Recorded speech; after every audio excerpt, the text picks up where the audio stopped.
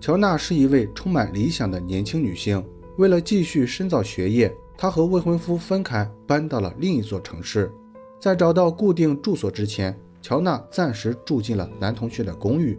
但不幸的是，仅仅6周后，公寓内就发生了一起暴力袭击事件。男同学侥幸逃脱，乔娜却永远失去了生命。案发后，警方立即展开调查。他们虽然掌握了大量关键证据，但案件的进展并没有像预期的那样顺利。直到2年后，一个意料之外的电话才让他们抓获了真正的凶手。那么究竟发生了什么？接下来让我们走进这起案件。大家好，我是大熊。今天分享的案例发生在美国田纳西州诺克斯维尔，这里位于田纳西州东部，坐落在阿巴拉契亚山脉的西麓和田纳西河的河边，人口约为18万人，是该州人口第3大城市，也是诺克斯县的县府。主人公乔纳·贝瑞出生于1983年8月26日，案发时21岁。乔纳成长在田纳西州布里斯托，她是家中的独女，还有2个兄弟提姆和凯利。乔纳被描述为是个外向开朗的女孩，她的学习成绩非常优异，在学校备受同学们欢迎。高中毕业后，乔纳报考了密西根大学法学院，据称她是该校录取的最年轻的女学生，并且仅用了3年半就完成了心理学和法学相关的学位。在大学期间，乔纳和同学杰森·怀特成为了男女朋友，两人发展的速度很快，刚刚毕业就定下了终身大事。原本这对未婚夫妇一直生活在密西根州，准备从事的方向也都是律师，但有过一段实习经历后，乔纳感觉这个职业并不适合自己，于是两人经过考虑，决定暂时分开发展。杰森还留在密西根州，而乔纳则去了田纳西州立大学读研究生。他主修的是儿童心理学，准备以后从事与孩子们打交道的行业。当时乔纳的父母已经搬到了亚特兰大居住，所以他在密西根州就没有了落脚地点。在找到固定住所之前，乔纳暂时住进了老同学杰森·艾玛米的2居室公寓。这个杰森不仅是乔纳曾经的同学，而且还和乔纳的好朋友谈过恋爱，两人在毕业后没有中断过联系，关系一直很不错。接下来的一段时间，乔纳在田纳西州生活得非常愉快，他和许久不见的同学重新取得了联系，并且和未婚夫杰森的感情也没有因为距离受到影响。他们每晚都会打电话，贴心的杰森每次都会等到乔纳睡着后才会结束通话。然而这种平静的生活仅仅持续了6周，一场突如其来的灾难就降临在了乔纳身上。2004年12月5日，一个平常的周五晚上，乔纳像往常一样和未婚夫进行了通话，两人一直聊到夜里11点30分。结束通话以后，乔纳很快就休息了。与乔纳同住的室友杰森睡得比较晚，大约在午夜12点过后。凌晨4点20分，杰森突然听到了隔壁房间传来的尖叫声。起初杰森也没有多想，以为乔纳可能做了噩梦，但尖叫声音越来越大，不时还伴随着猛烈的撞击声。于是杰森决定出去查看一下。然而刚一开门，杰森就被站在门外的持刀男子吓了一跳。还没等杰森做出反应，这名男子就拿着刀冲了过来。杰森一边防御一边向后退，两人在床上发生了激烈搏斗。在扭打的过程中，杰森抓住机会一脚踹翻了持刀男子，紧接着他跑到附近的便利店，在店员的帮助下拨打了报警电话。Knox County 911. There's a man that just walked in the store. He's heavily bloodied. Looks like he's been in a fight. His roommate's still in there. Apparently somebody broke into his house. Is his roommate okay? He doesn't know. Okay, can I talk to him, please? Sure. We're both sleeping. I just felt somebody stab me right in my chest. Somebody stabbed you? And hit me in my face. And that's the first thing I did was get up and run. Okay, what about your roommate? She was screaming very loud. Okay. Didn't have any time. I just got out of there. All right, what's your name? Jason Amami. Jason? Aymami. Okay. And I need an ambulance bad. I'm bleeding out here pretty bad. 接到报警后，警方和医护人员很快赶到现场。经检查，杰森没有生命危险，但乔纳的状况却非常糟糕。尽管当时他已经拼尽全力爬到了公寓门口，也尝试过多次敲打邻居的家门寻求帮助，但遗憾的是，这些邻居全都没有开门。乔娜被发现时已经失血过多，陷入昏迷，在去往医院的路上就没有了生命体征。乔娜的死因被确定为利器刺伤，死亡前没有遭受侵犯。与此同时，警方对案发现场进行了仔细检查。他们首先在卧室门口找到了作案凶器，一把来自厨房的切肉刀。这把刀在行凶时已经被折弯，刀刃上有一个不完整的指纹。在杰森的卧室里还找到了一个清晰的鞋印。公寓后门把手和外面的台阶上又发现了疑似凶手留下的血迹。这些物证很快被送到犯罪实验室进行检测。等待结果期间，警方详细调查了乔娜的人际关系。他们第一感觉认为这可能是感情纠纷引发的命案，于是马上审问了乔娜的未婚夫杰森·怀特。杰森·怀特告诉警方，他和乔娜的感情很好，没有发生过任何不愉快的事情。几个小时前，两人刚刚通过电话，那时他正在密西根州，他没有时间也没有理由做出伤害乔娜的事情。通过测试两地的往返时间和相应的不在场证明，警方排除了未婚夫杰森·怀特的作案嫌疑。接下来，警方把注意力放在了另一位受害者杰森·艾玛米身上。怀疑室友杰森主要有2点：第一，警方认为他有作案动机，杰森可能对乔娜产生迷恋，因为求爱无果犯下了这起案件；第二，他的伤势很轻，杰森的伤口全部都是划伤，全身上下唯一比较严重的伤口是右手的无名指。通常情况下，歹徒在行凶时会因为手掌沾上血迹打滑而割伤自己的手指，所以这处伤口引起了警方的注意。考虑到这些原因，警方在第2天就对刚刚出院的杰森进行了审问。Couple things I wanted to go over with you about the two of you. So as far as you and John are concerned, has there ever been chemistry between the two of you? I've always thought of John as a friend. I've never thought of dating her at all. So that night, did you guys go to sleep at the same time? She probably went to sleep about 10:30. I probably went to sleep 12:30 around there. Okay. What do you remember after that? I just remember waking up, hearing screams. I thought John was having a nightmare. I looked at my alarm clock. All I remember seeing a 4, so probably 4 a.m. sometime. And I opened my door, and the figure appeared there. As soon as I was able to do anything, he grabbed me and threw me down in my bed. And I was doing whatever I could to get out of the way of the knife. And there's one time I grabbed it and I felt the serrated part cut through my fingers. And next thing I know is I had a clear shot to my bedroom door and I just went as fast as I could. 除了这些以外，警方还询问了杰森逃出公寓后发生的事情。他们的目的是为了验证杰森的说法是否和报警时说的一致，但杰森的说法出现了前后不一的情况。报警时，杰森暗示乔娜还在公寓，而审问时又改口说不清楚乔娜是否还在。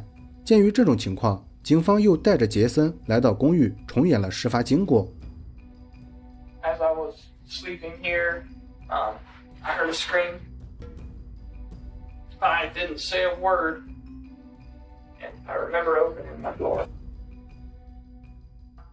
I saw somebody in like this, about facing like this. So he pushed me back this way, and I fell on the bed like this. This one had a knife, and this one was holding me down. 尽管杰森配合警方完成了一系列调查活动，但这仍然没有打消警方的怀疑。于是他们又提出了测谎的要求。本来杰森不想答应，不过为了配合调查，他还是按要求照做了。可结果是杰森无法接受的。测谎员认为他没有说实话。按照正常的处理流程，测谎员工作到这里就结束了。审问嫌犯是警探的事情，但这位测谎员不知道出于什么原因没有离开。他用非常傲慢的语气反复要求杰森坦白犯罪经过。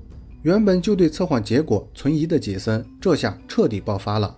他对着测谎员大声喊道，自己是自愿接受的测试，如果他不想说实话，为什么还要接受测谎？他完全可以不这样做。 Jason, did you stab that girl? No, I did not stab her. Jason, you haven't told it to me. Where am I lying then? Are you saying I did it? I'm saying it certainly looks like it. I don't care what that box says. I voluntarily took it. If I had something to hide, why would I take this test? Why would I do DNA? Why would I do this? Calm down. I'm getting mad here. I ain't getting up Get mad. Calm down. I feel like a suspect Calm now. down. Calm down. 面对杰森的灵魂拷问，测谎员一时也无言以对，只能悻悻离开了。杰森的失态表现其实完全可以理解，实际上他已经通过测试，只是测谎员误读了结果。这件事情是在警方拿到物证检测报告后才发现的。技术人员在案发现场的血迹里提取到了3种 DNA， 除了杰森和乔娜的以外，还有一名陌生男子的 DNA。尽管凶手的 DNA 与数据库中已知的犯罪人员全都不匹配，但是可以证明杰森没有撒谎。于是杰森就从头号嫌犯转变成了重要证人。在杰森的协助下，警方获得了凶手的画像，调查到这里才算真正有了进展。画像通过媒体公开后，警方得到了许多群众提供的线索，其中最引起他们重视的是一名叫迈克尔的男子。这名男子不仅与画像中的凶手非常相似，而且就住在乔纳公寓不远的地方。于是警方马上对迈克尔进行了审问。令他们没有想到的是，迈克尔没有任何抵抗，非常爽快地承认了犯罪，甚至他还主动拿出了一双与案发现场鞋印一致的鞋子。看到这双鞋子后，警方兴奋了，他们纷纷击掌庆祝，短短10几天就抓到了凶手。然而还没有高兴太久，他们就得到了一个遗憾的消息。尽管迈克尔的鞋子与案发现场的鞋印纹路一致，但鞋底的磨损程度完全不同。DNA 的检测结果表明，迈克尔的 DNA 也与凶手不一致。迈克尔之所以会承认犯罪，只是想引起人们的关注，并不是真正的凶手。在迈克尔身上浪费了一段时间后，警方又继续展开了调查。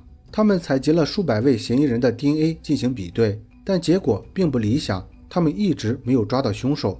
乔纳的家人不想轻易放弃，他们为了让案件保持热度，在当地买下了大量广告，还发布了高昂的悬赏公告。正是这份坚持，才让警方抓获了凶手。2007年4月，乔纳遇害2年多后，警方获得了一条重要线索。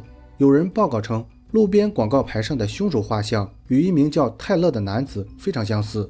警方对泰勒其实并不陌生，他成长在本地一个相对富裕的家庭，虽然从小不缺钱用，但经常为了刺激做一些小偷小摸的事情。当时警方还有一份针对泰勒尚未执行的逮捕令，于是他们马上以不相干的罪行逮捕了嫌疑人泰勒。警方采取了循序渐进的方式，首先问了偷盗的事情，接着又询问了乔纳的案子，但泰勒只承认偷盗行为，坚决否认与这起案件有任何关系。警方采集了泰勒的 DNA 进行比对，结果表明泰勒的 DNA 与凶手完全一致。几天后，泰勒接受了第2次审问。Why don't you tell me what happened when you were inside? I don't know. You do know, Taylor. Well, obviously, I killed some person. How come? I don't know.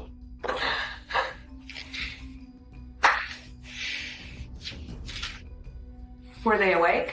I don't know. I don't know. I don't have a clue. I don't remember. I don't know. Taylor, I've been sitting out here in the hallway listening to this bull talking about, and I'm just about sick of it. We know you were there. The evidence shows you were there. Why did you do this to this girl? I don't understand what could have happened for this to happen.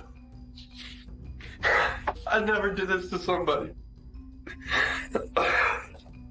I don't know what to tell We you. want some kind of closure for this girl and for her family.